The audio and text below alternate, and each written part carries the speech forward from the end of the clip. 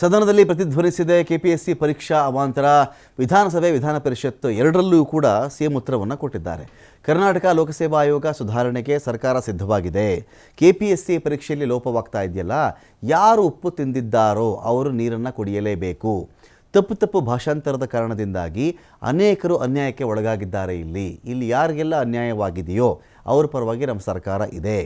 ಭಾಷಾಂತರದಲ್ಲಿ ತಪ್ಪು ಮಾಡಿದವರ ವಿರುದ್ಧವಾಗಿ ತಪ್ಪಾಗಿ ಭಾಷಾಂತರ ಮಾಡಿದವರನ್ನ ಕಪ್ಪು ಪಟ್ಟಿಗೆ ನಾವು ಸೇರಿಸಿ ಕ್ರಿಮಿನಲ್ ಕೇಸನ್ನು ದಾಖಲಿಸೋದಕ್ಕೂ ಕೂಡ ಸೂಚನೆ ಕೊಟ್ಟಿದ್ದೇವೆ. UPSC ಮಾದರಿಯಲ್ಲಿ KPSC ಪರೀಕ್ಷೆ ಕೂಡ ಆಗುತ್ತೆ. ನೇಮಕಾತಿಗೆ ಕ್ರಮ ತೆಗೆದುಕೊಳ್ತೀವಿ ಅಂತ ಹೇಳಿ ಮುಖ್ಯಮಂತ್ರಿಗಳು ಮಾತಾಡಿದ್ದಾರೆ.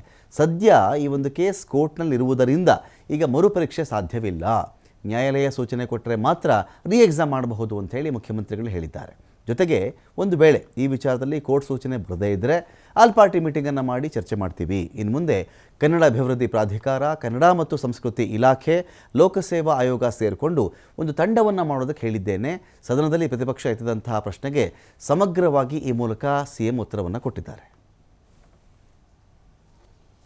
ಈ ಪೂರ್ವಭಾವಿ ಪರೀಕ್ಷೆ ಇದೆಯಲ್ಲ, ಈ ತರ್ಜುಮೆ ಮಾಡುವಾಗ ಭಾಷಾಂತರದಲ್ಲಿ ಇದ್ದಿರ್ತದಲ್ಲ, ಅದಕ್ಕೆ ಈ ತಜ್ಞರಿದಾರಲ್ಲ, ತರ್ಜುಮೆ ಮಾಡಿ ತಪ್ಪು ಮಾಡ್ತಾರಲ್ಲ, ಅವರನ್ನ ಕಪ್ಪು ಪಟ್ಟಿಗೆ ಸೇರಿಸಿ ಅಂತೇಳಿ ಸೂಚನೆ ಕೊಡಬೇಕು ಅಂತ ಮಾಡಿದ್ದೀನಿ. ಕಪ್ಪು ಪಟ್ಟಿಗೆ ಸೇರಿಸಿ ಅವ್ರ ಮೇಲೆ ಭಾಷಾಂತರಕಾರರ ಲೋಪ ಇದ್ರೆ ಅವ್ರ ಮೇಲೆ ಶಿಸ್ತು ಕ್ರಮ ತಗೊಳ್ಳಿ,